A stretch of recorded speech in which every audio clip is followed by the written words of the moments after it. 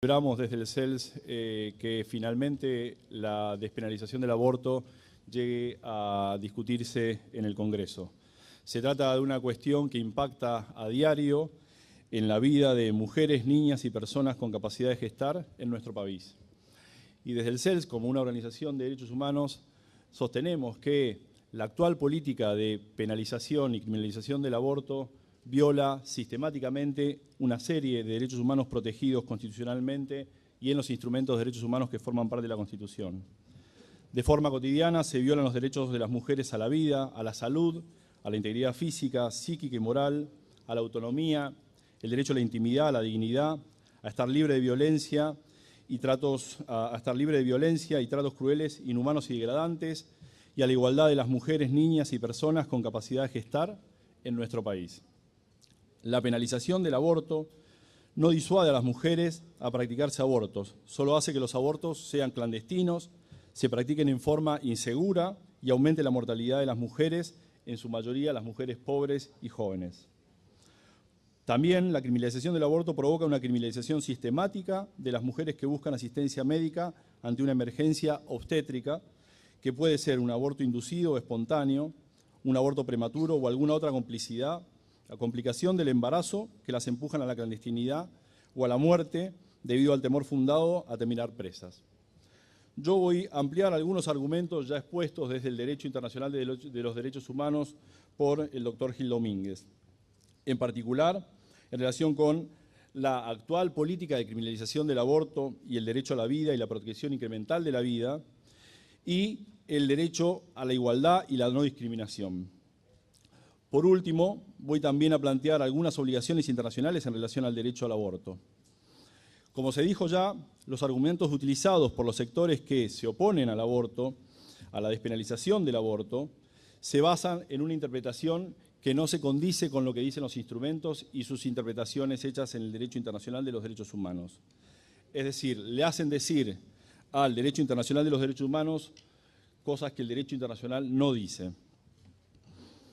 En relación con el derecho a la vida, estos sectores señalan que la Convención Americana dice, en su artículo 4, cito, que toda persona tiene derecho a que se respete su vida.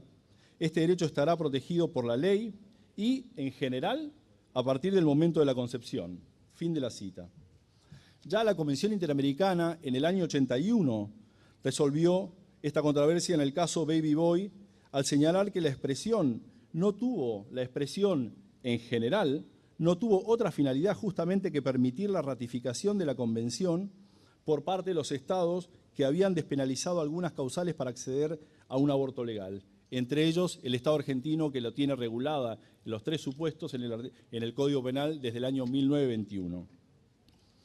Pero la Corte Interamericana de Derechos Humanos, en el caso Artavia Murillo, ratificó esa posición. Allí sostuvo que la protección del derecho a la vida no es absoluta, cito, sino es gradual e incremental según su desarrollo, debido a que no constituye un deber absoluto e incondicional, sino que implica entender la procedencia de excepciones a la regla general. Además, señaló la Corte en este mismo fallo que si bien no hay una definición consensuada sobre el inicio de la vida, hay grupos que le otorgan atributos metafísicos a los embriones asociados a creencias, pero que esas concepciones no pueden imponerse a personas que no las comparten. Por otro lado, en relación con la protección incremental de la vida, otros de los argumentos de estos sectores es que el embrión es persona y que por ende es titular de derecho a la vida. Estas afirmaciones no encuentran sustento en el derecho internacional de los derechos humanos. En el caso citado de Artavia Murillo, la Corte rechazó esta idea al afirmar que una interpretación histórica y sistemática de los antecedentes existentes en el sistema interamericano confirma que no es procedente otorgar el estatus de persona al embrión y que el embrión no puede ser entendido como una persona a los efectos del artículo 4.1 de la Convención Americana.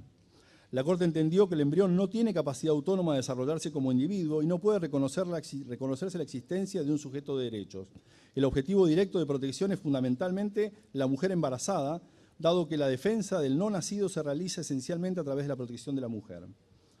En relación con la igualdad y la no discriminación afectados por la actual política de criminalización del aborto, los comités de Naciones Unidas han aclarado los principios fundamentales de igualdad y no discriminación y exigen privilegiar los derechos de la mujer embarazada sobre el interés de proteger la vida de información. Un ejemplo de esto son las recomendaciones del Comité de Derechos Humanos Argentina en su decisión del año 2011 en el caso LMR, por el que condenó a Argentina por no haber garantizado el acceso a un aborto legal a una joven. El comité consideró que se habían violado los derechos a la igualdad y a la no discriminación, a la igualdad en el goce de todos los derechos entre los hombres y mujeres, a no ser sujetos a torturas o tratos crueles, inhumanos o degradantes, y al derecho a la privacidad. Ya es un dicho común en este debate, pero no deja de ser cierto, que si los que nos quedáramos embarazados fuéramos los hombres, el aborto claramente ya se hubiera descriminalizado, o probablemente, seguramente, no hubiera sido legislado y nunca hubiera criminalizado desde el principio. Y en ese sentido, el Congreso tiene la oportunidad histórica de subsanar y reparar esa desigualdad en relación con los derechos de la mujer. Finalmente, como se dijo ya aquí, no existen obstáculos constitucionales ni obstáculos desde el derecho internacional de los derechos humanos para legislar a favor de la descriminalización del aborto. Por el contrario, existen recomendaciones, y muchas, de distintos órganos internacionales que le exigen al gobierno argentino y al Estado argentino poder hacerlo. El comité, voy a nombrar algunas, el Comité de Derechos del Niño en el 2010 recomendó a la Argentina que avance hacia una despenalización del aborto y que adopte medidas urgentes para reducir la mortalidad materna relacionada con el aborto. Tenés menos de un minuto, Gastón. Bien. En el 2016, el Comité de Derechos Humanos de las Naciones Unidas señaló que la aplicación del fallo FAL, nombrado por Paola Vergallo, no es uniforme en el país y que el aborto legal es muchas veces inaccesible por la falta de protecciones médicos, de protocolos médicos y por el ejercicio abusivo de la objeción de conciencia, entre otros obstáculos institucionales. Pero también el comité agregó y recomendó al Estado Nacional que revisara la legislación sobre aborto, incluida la legislación penal, y que considerara la posibilidad de descriminalizarlo.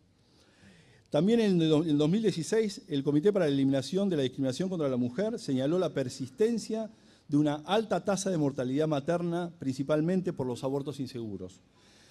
También recomendó al Estado Nacional revisar la legislación penal y acelerar la aprobación del proyecto de ley relativo a la interrupción voluntaria del embarazo, aumentando el acceso legal al aborto, no solo en los casos de violación y de riesgo para la vida o la salud de la madre.